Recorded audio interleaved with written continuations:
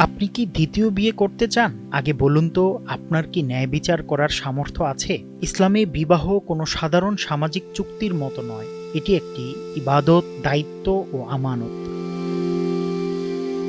বিশেষ পরিস্থিতিতে একজন মুসলিম পুরুষকে একাধিক বিয়ে অনুমতি দেয়া হলেও ইসলাম এটাকে কখনোই শর্তহীন অধিকার হিসেবে দেখায়নি, বরং ন্যায় বিচার, আর্থিক সামর্থ্য, দায়িত্বশীলতা আর আল্লাহ ভীতি এসবই একাধিক বিয়ের মূল ভিত্তি। তাই দ্বিতীয় বিয়ের সিদ্ধান্ত নেয়ার আগে জেনে নিতে হবে কোরআন সুন্নাহ কি নির্দেশনা দেয়। ১ নম্বরে, আর্থিক ও দাম্পত্য সক্ষমতা থাকতে হবে। প্রত্যেক স্ত্রীর ভরণ পোষণ, বাসস্থান, চিকিৎসা ও প্রয়োজনীয় ব্যয়ভার বহন করা স্বামীর দায়িত্ব।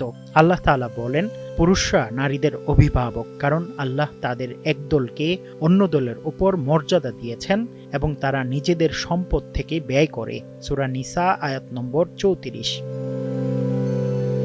রাসূলুল্লাহ সাল্লাল্লাহু আলাইহি ওয়াসাল্লাম বলেছেন, তোমাদের প্রত্যেকেই দায়িত্বশীল এবং প্রত্যেককে তার দায়িত্ব সম্পর্কে জিজ্ঞাসা করা হবে। তাই আগে নিজেকে প্রশ্ন করুন, আমি কি সত্যিই এই দায়িত্ব বহনে সক্ষম? দ্বিতীয়ত, স্ত্রীদের মধ্যে ন্যায় বিচার অপরিহার্য।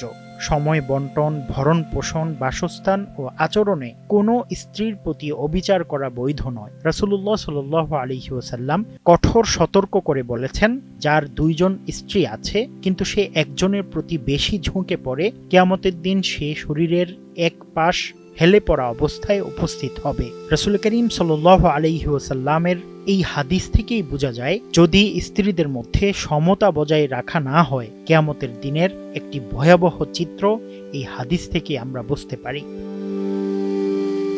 তৃতীয়ত, ন্যায় বিচারের আশঙ্কা থাকলে এক স্ত্রী যথেষ্ট। আল্লাহ তাআলা স্পষ্ট করে বলে দিয়েছেন, যদি আশঙ্কা করো যে তোমরা ন্যায় বিচার করতে পারবে না, তবে একজন স্ত্রীতেই সীমাবদ্ধ থাকো। সূরা আন-নিসা আয়াত নম্বর ৩। আরেক আয়াতে বলা হয়েছে, তোমরা যতই চেষ্টা করো না কেন, স্ত্রীদের প্রতি অন্তরের ভালোবাসায় পুরোপুরি সমতা আনতে কখনোই সক্ষম হবে না। সূরা নিসা আয়াত নম্বর ২২৯। তাফসীরবিদদের মতে এখানে হৃদয়ের ভালোবাসার কথা বলা হয়েছে, কিন্তু ভরণ পোষণ, সময় ও অধিকার বন্টনে সমতা রাখা অবশ্যই ফরজ।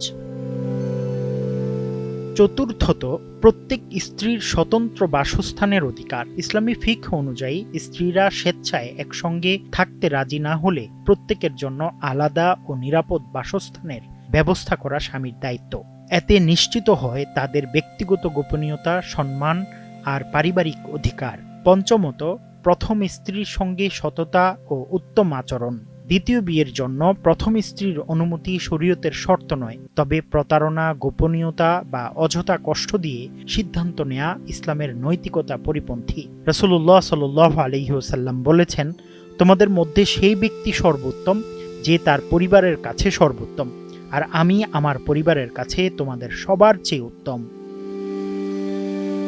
ইসলাম একাধিক বিয়ের অনুমতি দিয়েছে, কিন্তু তা কখনোই শর্তহীন নয়। আর্থিক সামর্থ্য, ন্যায় বিচার, দায়িত্ববোধ, পারিবারিক অধিকার রক্ষা আর আল্লাহ ভীতি এসব শর্ত পূরণ না হলে দ্বিতীয় বিয়ে কল্যাণের বদলে সংকটের কারণ হতে পারে। তাই একাধিক বিয়ে শুধু নিজের অধিকার হিসেবে না দেখে একে একটি বড় আমানত ও জবাবদিহির বিষয় হিসেবে বিবেচনা করুন। কোরআনের নির্দেশনাও এটাই বলে, ন্যায় বিচার করতে না পারার আশঙ্কা থাকলে একটি বিয়েতেই সীমাবদ্ধ থাকাই দুনিয়া ও আখিরাত উভয় দিক থেকে অধিক নিরাপদ পথ। মুফতি আব্দুল্লাহ তামিম, সময় সংবাদ।